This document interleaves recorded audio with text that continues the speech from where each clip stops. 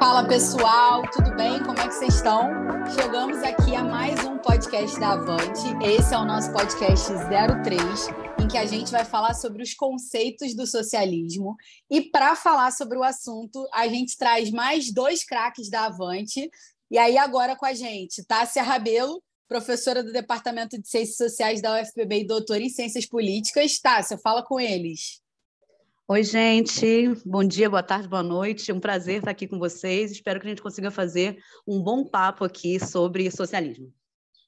E também com a gente, Jutaí, que é do PT da Bahia, que é economista, que é membro da Comissão Nacional da nossa tendência Avante. Jutaí, dá um alô para a nossa galera.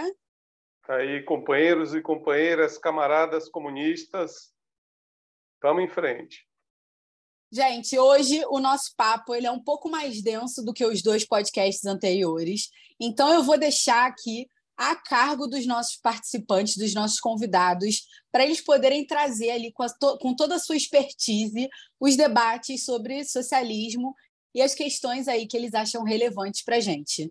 Quem começa? Tássia, pode ser? Ou Jutaí quer começar? Toca o barco aí, Tássia. Então vai lá, Tássia. Sara falou de expertise, então deveria ter começado pelo Jutaí, né? Porque pense num tema que a pessoa tem conhecimento, né? Então, é um prazer estar aqui nessa conversa com você, Jutaí, com todo mundo aí que está escutando, né? Eu acho que para falar sobre socialismo, né, que aí um pouco, na verdade, nosso norte, né? Nosso norte é uma sociedade comunista, né? Mas tem um caminho aí pela frente, né? Acho que para falar sobre socialismo, a gente deveria começar discutindo um pouco sobre algumas características do próprio sistema capitalista, né? É claro, né, a gente está num podcast aqui que a ideia é que a gente possa debater ideias, né, começar a aprofundar algumas ideias, mas também num tempo relativamente curto, então a gente não tem como fazer aqui um debate aprofundado, né, sobre toda a obra do Marx, né? Então a gente precisa fazer algumas escolhas aqui nesse debate. Eu gostaria de trazer alguns pontos que eu considero importantes aí dessa caracterização do sistema capitalista, né? O primeiro é que esse sistema ele é marcado por um antagonismo, né? Um antagonismo entre capitalistas, que são aqueles que são os detentores dos meios de produção, e o proletariado, os trabalhadores e as trabalhadoras que foram expropriados desse meio de produção, né? E meio de produção, né, pode ser uma propriedade física, né, a fábrica com seu maquinário, ou o próprio capital, né, se a gente for pensar no capitalismo financiarizado, né, o dinheiro para gerar investimento aí na produção, né? Então, de acordo aí com a teoria marxista, né, como os trabalhadores e as trabalhadoras eles não detêm os meios de produção, né, a gente saiu dessa etapa, né, em que você tinha ali o camponês, né, que tinha ali quais eram os meios necessários, né, físicos para poder construir a produção que levaria a sua alimentação, a produção da sua roupa, né, enfim. A gente já não está mais nessa etapa quando Marx está escrevendo, né? E aí, os trabalhadores e as trabalhadoras, exatamente por não deterem esses meios de produção, eles são levados aí para garantir a sua subsistência, né, a sua sobrevivência, a vender a sua força de trabalho no mercado, né? Então, é isso que o trabalhador tem, o seu próprio corpo, o seu trabalho para poder vender nesse mercado, já que ele não detém os meios de produção. E, para além desse antagonismo, né, entre trabalhadores e a burguesia, que aí a gente já pode introduzir um outro ponto aqui, né? Se o que o burguês, né, que detém os meios de produção, deseja, né, almeja alcançar é o lucro, né, e os trabalhadores estão aí nesse sistema vendendo a sua força de trabalho, a gente já pode começar a perceber que existem interesses, né? Eu falei de um antagonismo aqui, né? Existem interesses que são diametralmente opostos entre os trabalhadores e os capitalistas, né? Isso é muito importante da gente entender, não só para entender o que é o socialismo, os conceitos fundamentais aí do marxismo, mas para depois, quando a gente for analisar a conjuntura, pensar decisões políticas que precisam ser tomadas, né? Para a gente levar em consideração que esses interesses eles são completamente diferentes. Porque se a gente não presta atenção nisso, a gente acha que é possível conciliar os interesses de trabalhadores e capitalistas, e isso acaba nos levando para caminhos que podem gerar situações que, na verdade, são contra os interesses da própria classe trabalhadora, mas isso é outro ponto só para poder aqui introduzir para vocês, né? Então, partindo desse antagonismo, partindo de uma etapa também do sistema capitalista, no qual a gente tem uma forte divisão do trabalho, acho que um outro ponto interessante para trazer aqui, antes da gente entrar no debate sobre socialismo, né, propriamente dito, é o conceito também de alienação. Esse trabalhador que vende a sua força de trabalho nesse mercado, e vende porque precisa disso para sobreviver, ele sofre um processo de afastamento do produto final do seu trabalho.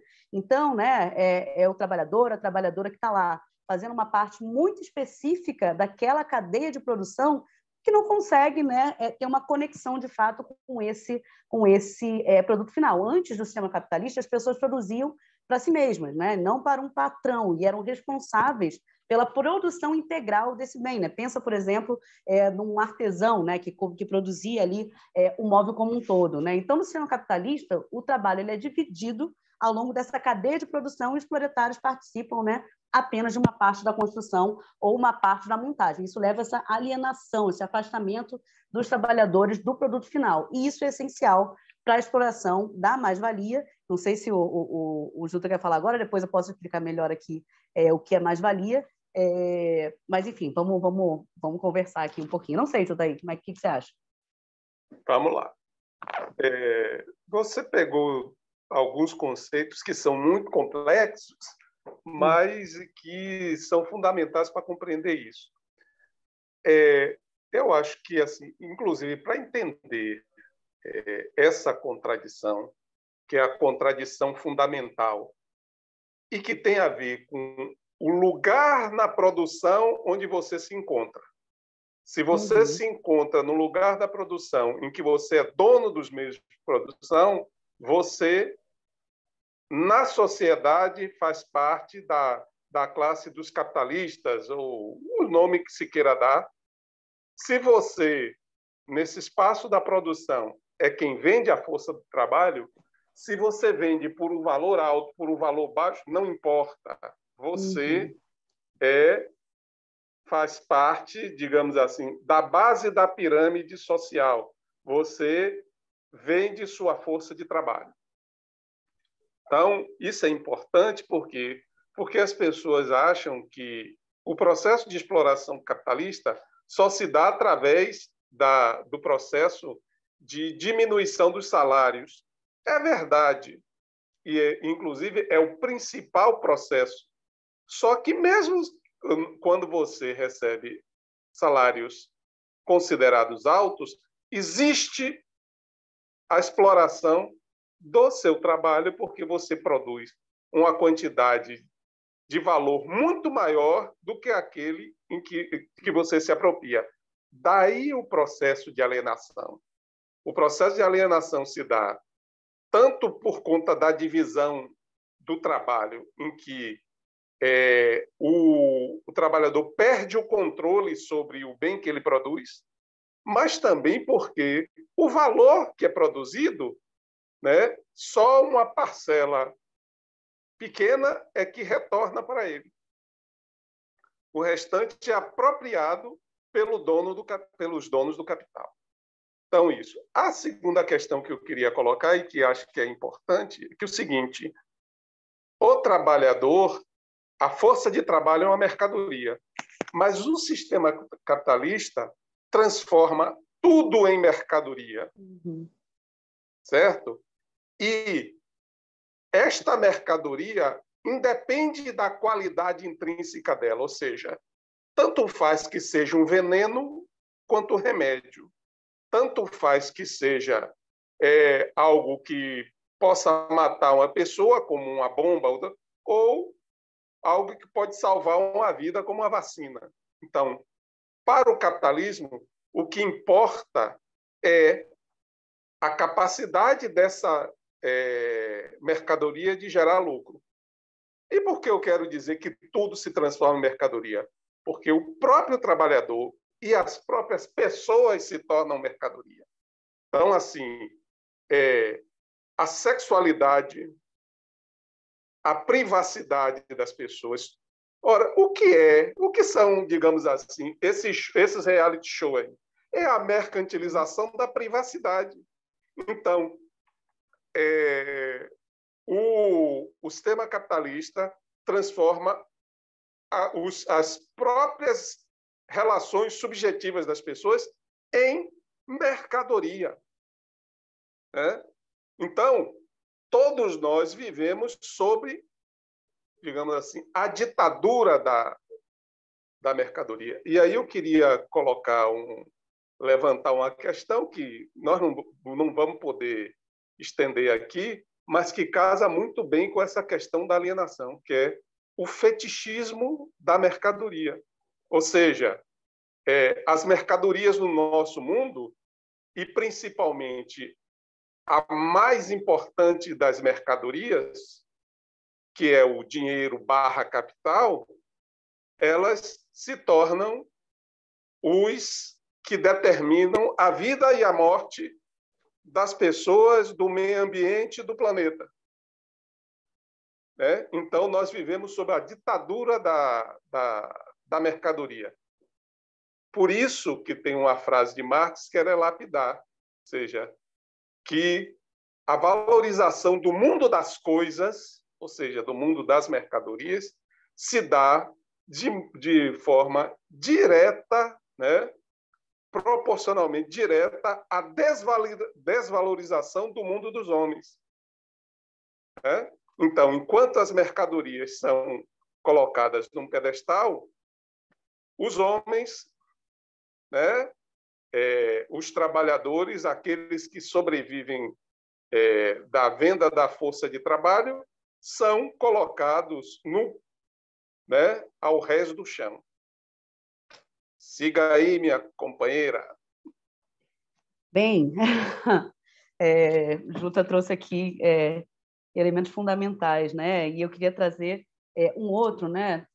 Falei um pouco sobre a alienação e queria falar um pouco também aqui sobre a mais-valia, né? Como eu já tinha adiantado aqui. O Marx ele vai perceber que tem uma disparidade entre o valor que é produzido, né, pelo trabalhador e a remuneração que ele recebe. Então, a gente, né, trabalha lá, né, um mês inteiro, 8 horas por dia, quer dizer, mais ou menos, né, porque a gente vive um momento no qual a gente tem setores da produção, setores da classe trabalhadora que voltaram aos tempos de Revolução Industrial, né? Então, você não tem, quando a gente pensa, por exemplo, nos trabalhadores de aplicativo, você não tem jornadas de trabalho estabelecida com direitos trabalhistas estabelecidos que foram conquistas da classe trabalhadora ao longo do século XIX e século XX. Então, a gente retorna para essa etapa do capitalismo, né, em algumas áreas, né? Mas, bem, vamos pensar aí, né, como se nós tivéssemos direitos trabalhistas ainda, né?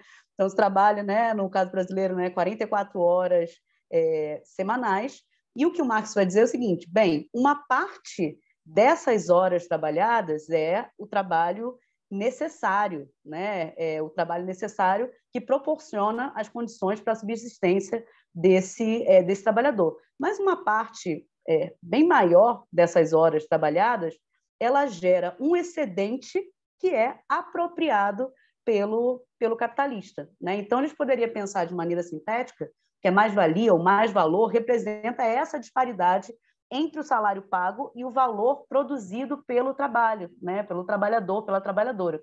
Né? Então, a gente pode entender, inclusive, né, como um trabalho que não é remunerado, porque são horas que o trabalhador e a trabalhadora cumpre, que gera valor, pelos quais ele não é remunerado. E como o Jutaí disse, é claro que vai ter diferenças, né, na cadeia produtiva, vai ter diferenças em relação a essa remuneração. Mas, se você vende a sua força de trabalho no mercado, você é da classe trabalhadora. Isso eu também acho importante dizer, Ju, até achei que você ia falar sobre isso, né? Porque a gente tem um processo também no qual pessoas que têm uma remuneração um pouco mais alta do que a média, né? Que estão ali, né, na classe média alta, se consideram como parte da classe burguesa, consideram que seus interesses são congruentes com o da classe burguesa, né? Um desejo tão grande de se separar, né, de qualquer coisa que chegue próximo à pobreza, né?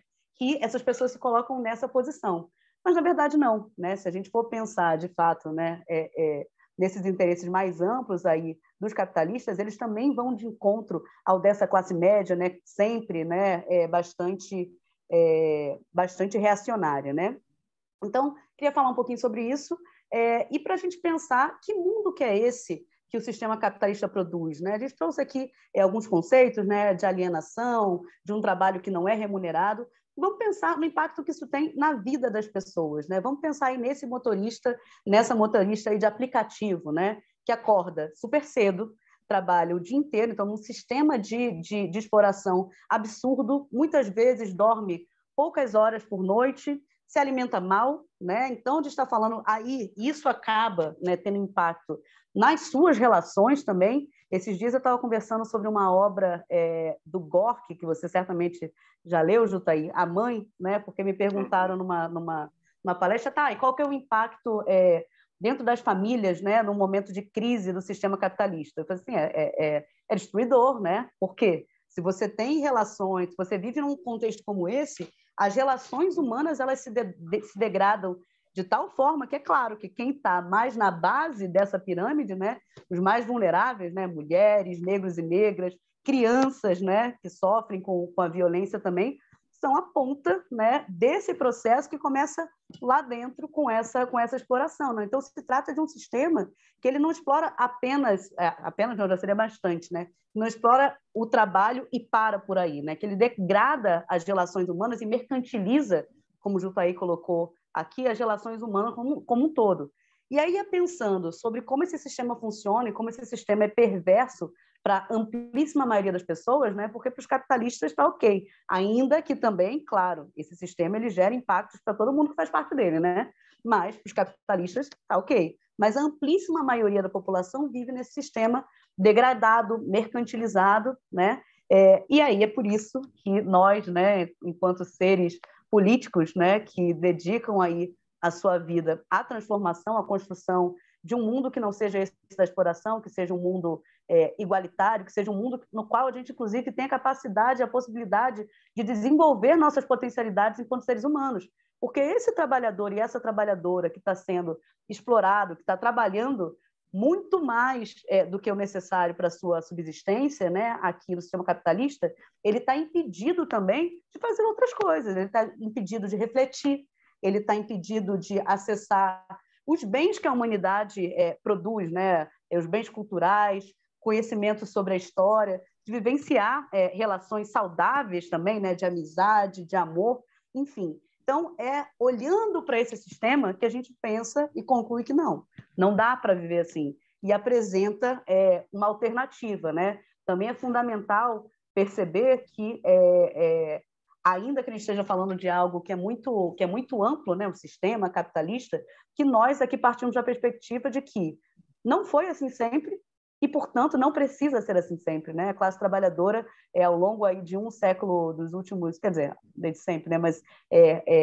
do último 1,5 séculos, construiu vitórias fundamentais que transformaram, inclusive, a face desse sistema capitalista. Mas a gente considera que essa transformação ela não foi suficiente e a gente vive num momento que, pelo menos na minha avaliação, é de amplíssimos retrocessos, né? Então, acho que agora a gente poderia já falar sobre qual é essa alternativa que a gente apresenta a esse sistema.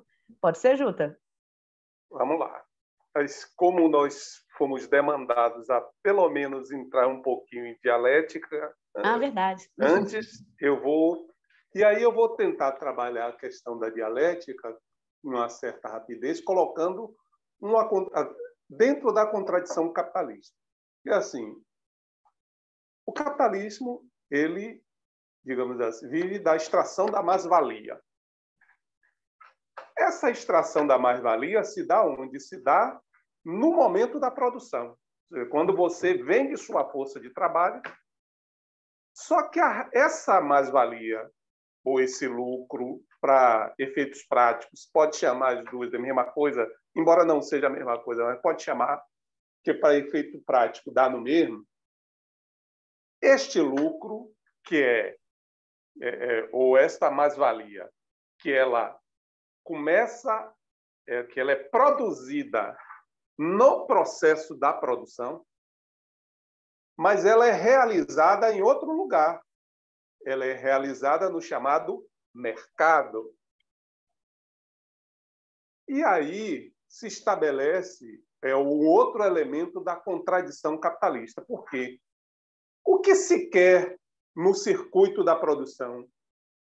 Produzir cada vez mais mercadorias com cada vez menos mão de obra.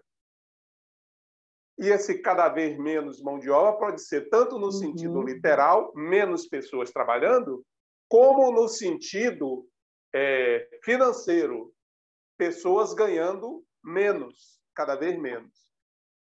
Certo? Esse, digamos assim, é o paradigma do circuito da produção.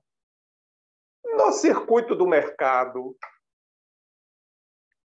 qual é o paradigma? Para você realizar mais-valia, você tem que vender. Você tem que vender as mercadorias. Ora, mas quem compra as mercadorias no mercado? Todos nós, né? Trabalhadores e capitalistas e tal. Só que, assim, os trabalhadores são a imensa, esmagadora maioria. Os capitalistas são uma quantidade pequena. Então, o que é que ocorre? No mercado, mesmo que os capitalistas façam todo tipo de consumo supérfluo e tal, é incapaz de manter, né, o processo do funcionamento econômico. Ou seja, não são os capitalistas que vão comprar o que, em tese, as fábricas deles produzem. É um mercado muito mais amplo. Ora, para as pessoas comprarem, então, vou dar aqui um exemplo. No Brasil, você tem fome por quê? Porque falta comida? Não, porque falta dinheiro para comprar comida. Porque comida tem os estoques enormes. Então, onde é que está o problema? O problema é, se você tem uma imensidão de gente que ou ganha pouco, ou está desempregado, ou está no subemprego, você estabelece uma desconexão entre o circuito da produção, que quer produzir o mais possível e vender o mais possível, e o circuito do mercado, que é restrito por quê?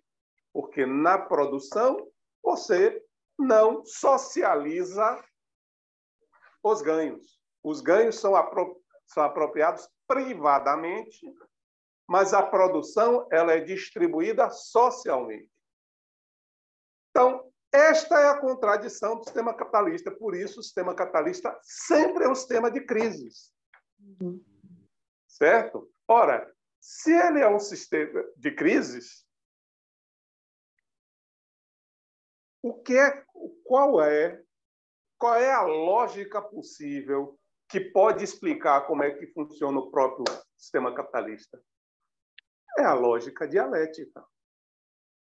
Ou seja, é a lógica das contradições. Mas observe que você olha em qualquer programa desses de economia na televisão e tal, o que é que todos os economistas burgueses falam? Nós precisamos de estabilidade, nós precisamos ter previsibilidade e tal. Mas é impossível, dentro do sistema capitalista, você ter estabilidade e ter previsibilidade. Por quê? Porque o próprio funcionamento do sistema é contraditório. Então, ele sempre vai estar em crise. Então, este foi um elemento fundamental que Marx colocou para fazer a análise do sistema capitalista. Ou seja, é um sistema que sempre terá crise porque tem o seu funcionamento embute contradições que não podem ser resolvidas no âmbito do próprio sistema. Então, ela vai, digamos assim, de del em del, tem uma crise monstruosa. Né? E nessa crise monstruosa, você concentra capital, você aumenta o nível de exploração do trabalho, mas isso, mais à frente, vai criar outra crise, porque o mercado, né, o funcionamento do mercado é antitético ao funcionamento do circuito da produção capitalista. Então, esse sistema, isto daí, ele, digamos assim, ele leva sempre a patamares cada vez mais elevados de barbárie. E é por isso que é fundamental nós combatermos isso, certo? Porque, como o capitalismo não será morto de morte morrida, ele só será morto de morte matada, se a humanidade não construir alternativa ao capitalismo, a humanidade pode sucumbir à barbárie capitalista. Então, mais do que qualquer outra coisa, esse é o sentido fundamental da construção do socialismo. Nós precisamos estabelecer outro parâmetro e outro processo que não avance no caminho da barbárie. Toca aí, moça. Não, eu estou aqui, não, refletindo, né? Com toda certeza, né? Quando a gente fala dos efeitos do capitalismo, a gente está falando mesmo da destruição do mundo e na destruição da humanidade, né? É um sistema que está buscando sempre a expansão do lucro, né? E como o Jutaí colocou aqui no início, se é mais lucrativo produzir algo que seja danoso aos seres humanos e ao planeta, tudo bem, vamos produzir esse algo porque é mais lucrativo, já que o objetivo é o lucro e não a vida das pessoas, e não uma vida digna para as pessoas, né? Então, por isso, né, vamos voltar aqui um pouquinho no tempo, né? A gente está falando aqui dessa etapa do capitalismo industrial, né? Ali com a Revolução Industrial, ali no século XIX, né? Nesse momento, a gente tem um processo na história, né, que é de concentração dessa massa de despossuídos nas grandes cidades que começaram a surgir. Então, a população ela sai do campo, né, sai do mundo rural, que foi majoritário durante grande parte da história da humanidade, e passa a se concentrar nessas cidades e se encontrar, né? Então, se você tem lá dentro dos cortiços as pessoas morando, né, uma em cima da outra, você tem também dentro das fábricas. Isso gera, né, um caldo social e político que permite também uma atuação coletiva, né, e não mais o saco de batatas, né, lá do 18 de Brumário, uma atuação coletiva desses trabalhadores que percebem, primeiro, né, similaridades entre eles, interesses comuns que vêm exatamente da sua posição no sistema capitalista, que é a posição daqueles que são explorados, daqueles que são oprimidos pelos donos de meio de produção. E isso gera um processo no qual você tem uma luta muito grande, né, por direitos, né, porque a gente está falando de um mundo no qual se falava de direitos iguais, de liberdade, de direitos universais, mas que na prática, e isso Marx mostra para a gente, era muito distante disso, né? Porque o que é liberdade para todo mundo, sendo que, para sobreviver, eu sou obrigado a vender a minha força de trabalho. Tá bem, pode estar lá escrito na Constituição, na legislação que os direitos são iguais, mas na prática, na concretude da realidade, eles não são. Então, os trabalhadores eles começam a perceber que tem algo em comum, que tem interesse em comum e que precisam lutar para poder superar essa condição de coisas, né? Então, começam a lutar para direitos políticos. Vamos lembrar aqui, né, que a gente está falando de uma época, né, do voto censitário. No caso do Brasil, a gente está falando de um período ainda de escravização, de exclusão das mulheres do mundo público, né, seja da política, seja da educação. Então, né, uma luta coletiva aí para se tornar cidadão de maneira igualitária, mas se percebe, né, com o avanço aí do sufrágio universal e algumas vitórias que são construídas, né, que mesmo isso é limitado. E aí eu volto para a questão inicial, né? Se os interesses eles são diametralmente opostos e antagônicos, né? Como o Jutaí colocou aqui, o capitalismo não morre de morte morrida, porque os capitalistas não vão deixar que isso aconteça, né? Então, por isso que se começa aí um debate mais amplo, não se trata mais apenas de lutar para que as condições de trabalho na sua fábrica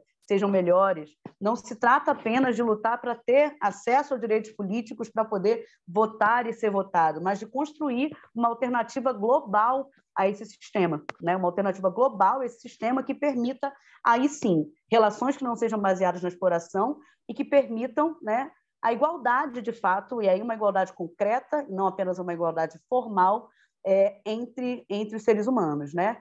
E, né, nesse processo de construção, o socialismo ele é um caminho, né, pelo qual a gente passa para poder chegar numa etapa, né, na etapa comunista, no qual a gente pode, de fato, não apenas transformar a classe trabalhadora na classe dominante, e sim abolir as diferenças entre as classes, né?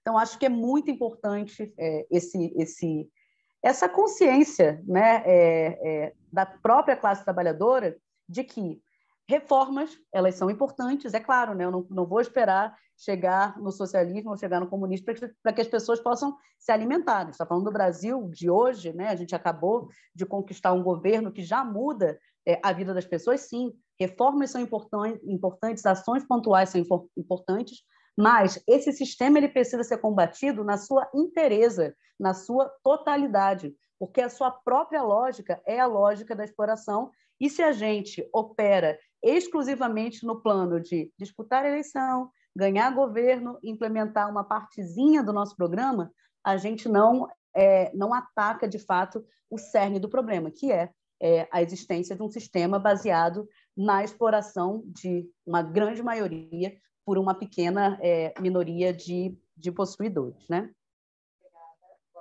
Jutaí, vou pedir para, se você for complementar a Tássia aí nesse final de socialismo, para você depois já emendar na sua despedida, que a nossa galera, eu tenho certeza que você está ouvindo, você está tenso com a densidade desse nosso podcast. Eu já vou propor aqui, quando a gente acabar, que a gente precisa fazer um podcast ponto 2 sobre esse tema, porque ele é muito importante, e aí vou deixar aí para a gente ir finalizando. O Jutaí termina de falar e se despede, depois a Tássia se despede e a gente volta com os recados finais.